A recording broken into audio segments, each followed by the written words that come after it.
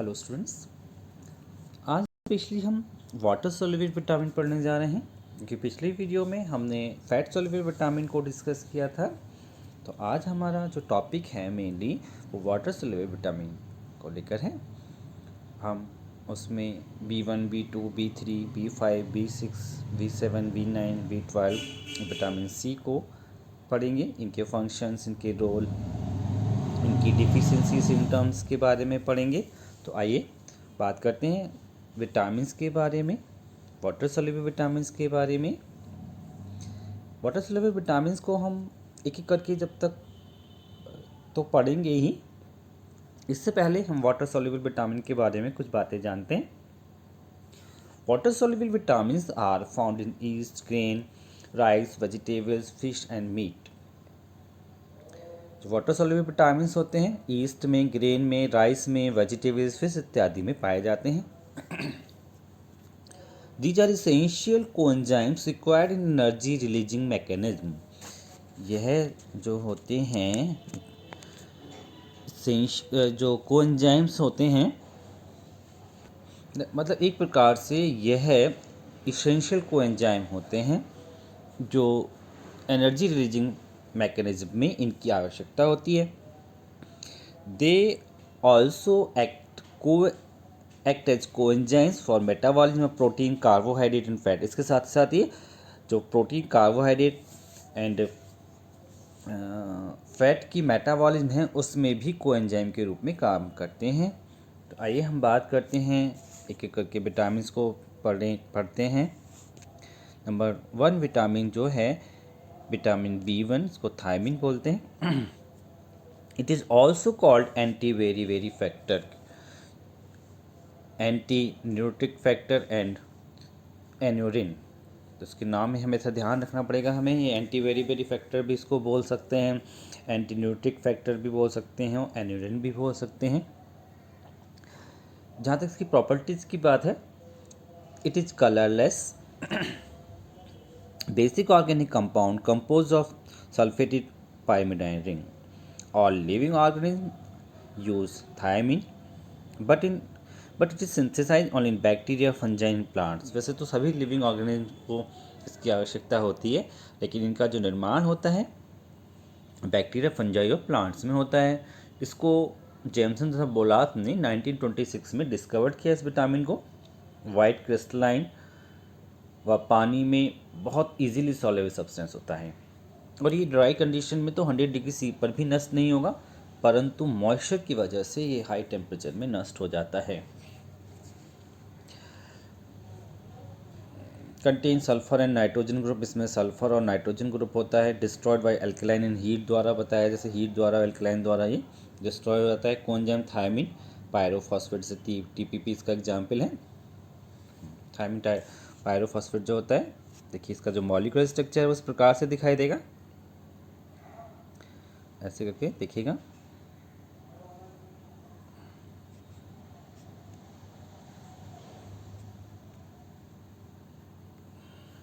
देखिए molecular structure है, ये पूरा जो विटामिन B1 का मॉलिक्यूलर स्ट्रक्चर है।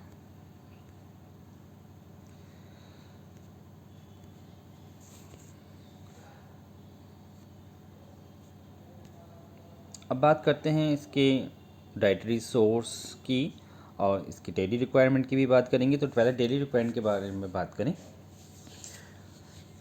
मेंस में इसकी जो डेली रिक्वायरमेंट होती है 1.3 mg होती है, वुमेंस में 1 mg, और जो प्रेगनेंसी और लैक्टेशन के लिए 2 mg की आवश्यकता होती है। चिल्ड्रंस को 1.1 mg से काम चलेगा। अब बात करते हैं इसके जो सोर्सेज हैं, डाइटरी सोर्सेज विटामिन B1 के। टूना, सनफ्लावर सीड हो सकते हैं, white beans, black beans, dried and frozen peas, fresh Ps,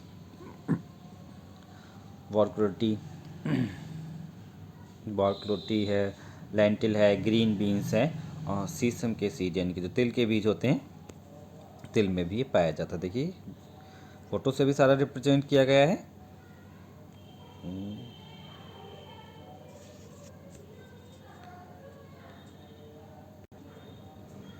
अब बात करते हैं फंक्शन ऑफ थायमीन के, यानी कि विटामिन B1 के। Vitamin B1 is very essential for converting carbohydrate into energy, यानी कि कार्बोहाइड्रेट को एनर्जी में चेंज करने के लिए विटामिन बी की बहुत आवश्यकता होती है, वेरी इसेंशियल है।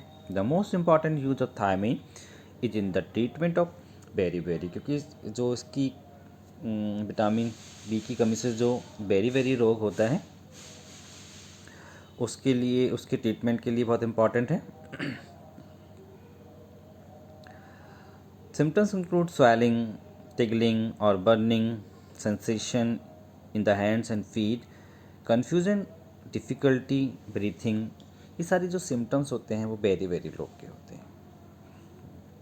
Vitamin B1 help in maintaining the healthy nervous system. व्यक्ति को अपने नर्वस सिस्टम को ठीक रखने के लिए जो विटामिन B1 की जो रिक्वायर्ड डाइट है वो ज़रूर लेनी चाहिए, कि विटामिन B1 जो होता है वो हेल्दी नर्वस सिस्टम के लिए भी रिस्पॉन्सिबल होता है, यानी कि हेल्दी नर्वस सिस्टम को मेंटेन रखता है। Vitamin B1 is necessary for healthy mucous membrane. It helps in digestion of food. It provides strength to muscles. It is very useful for the proper function of heart. Heart की proper function के लिए बहुत आवश्यक होता है। ये सारे इसके इम्पॉर्टेंट रोल हैं जो हमें ध्यान रखने हैं, जिससे हमारी बॉडी में विटामिन B1 की कमी ना हो सके। जो इसकी डिफिशियंसी होती है मेनली वेरी होती है। वर्ड्स में पॉलीन्यूट्राइटिस हो सकती है, पुअर ग्रोथ हो सकती है बॉडी की, cereals legume, beef, pork, liver, stick, yeast में इसकी अधिकता होती है, इसे हम प्राप्त कर सकते हैं। ये इसके फंक्शंस रहे।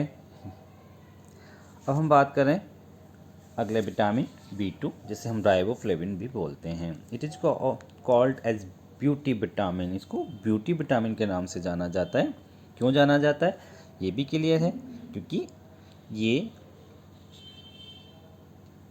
इसकी कमी से जो डिजीज़ होती है वो डर्मेटाइज स्किन की डिजीज़ होती है, स्किन को ये अच्छा रखता है, इसलिए इसको हम ब्यूटी विटामिन को के नाम से जानते हैं।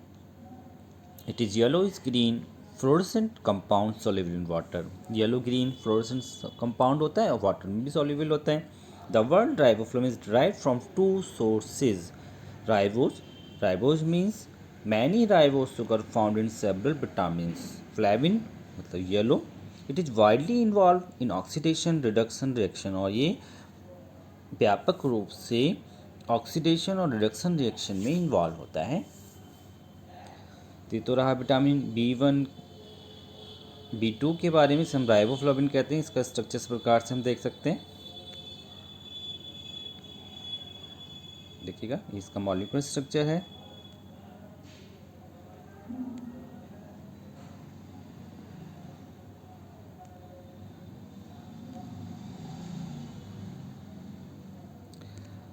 अब बात करते हैं इसकी डाइटरी सोर्स की और डेली रिक्वायरमेंट की। डेली रिक्वायरमेंट की बात करें तो मेंस में 1.5 mg डेली रिक्वायरमेंट इसकी होती है, womens 1.2 mg, pregnancy and lactation women के लिए 2.3 mg, चिल्ड्रंस के लिए 1.3 mg। अब देखते हैं इसके सोर्सेज के बारे में। Venison, yoghurt, soybeans, milk, creamy mushroom, spinach tempeh, goat milk, shiitake mushroom, almonds में ये सोर्सेज हैं। इसके सोर्सेज में मिल्क और ग्रीन वेजिटेबल्स में मोस्टली ये पाया जाएगा, देखा जाएगा तो। जिसके सोर्सेज हो गए डायग्राम से भी शो किए गए हैं।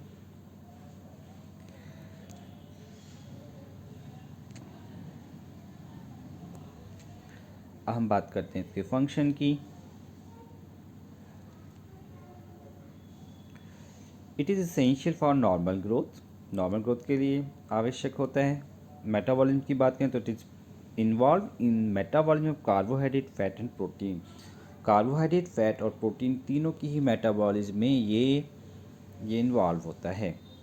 डाइजेशन में की बात करें तो जैसे हम फिजियोलॉजी की बात करते चले जाएँ, डाइजेशन की बात करें तो ये डाइजेशन में हेल्प करता है। नर्वस सिस्टम की बात करें तो it help in proper functioning of nervous system. Nervous system की प्रॉपर फंक्शनिंग में हेल्प करता है। It is very useful for normal tissue respiration, और रेस्पायरेशन में इसकी बहुत, क्योंकि इसका जो मेन रोल है वो रेस्पायरेटरी सिस्टम से है ना। विटामिन का जो संबंध हम डायरेक्ट देखें प्लांट्स और एनिमल दोनों के रेस्पायरेटरी सिस्टम से है। Necessary for healthy mucus membrane, good for skin, nails and eyes, इसीलिए उसको ब्यूटी एंजाइम बोला गया है। स्किन के लिए, नेल्स के लिए और आइज़ के लिए बहुत ही ज़्यादा अच्छा होता है। इसके नॉर्म बॉडी में इसकी जो एक मात्रा होनी चाहिए, डाइटरी अमाउंट, वो बहुत अच्छा रहता है स्किन वगैरह, स्किन के लिए, नेल्स के लिए, आइज़ के लिए। It's help in protect the body against cancer, और कैंसर से भी हमारी बॉडी को बचाता है। देखिए, जहाँ तक हम इसके डिफिशियंसी सिम्टम्स की बात करें कि इसकी कमी से क्या क्या रोग हो सकता है, यदि बॉडी में इसकी प्रॉपर मात्रा नहीं है तो क्या क्या इससे, देखिएगा, मेनली स्किन की डिजीज़ से होती है, डर्मेटाइटिस, स्किन डिजीज़, कैटरेक्ट, क्योंकि आँखों के लिए भी अच्छा रखता है, तो उसकी कमी से मोतियाबिंद नामक बीमारी हो जाती है। साथ ही साथ जनरल ग्रोथ को भी प्रभावित करता है। देखिए क्या क्या इसको प्रिवेंट करेगा, ये हम देखते हैं।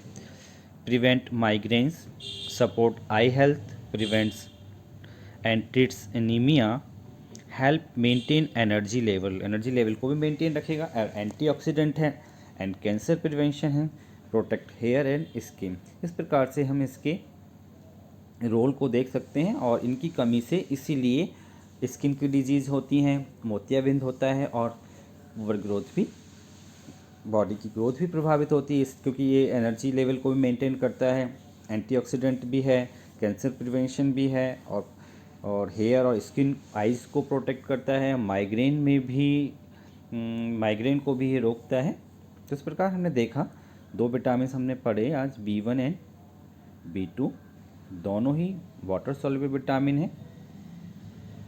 B2 विटामिन पढ़ा, राइबोफ्लेविन बोलते हैं, और विटामिन B1 पढ़ा, इसको हम थायमीन बोलते हैं।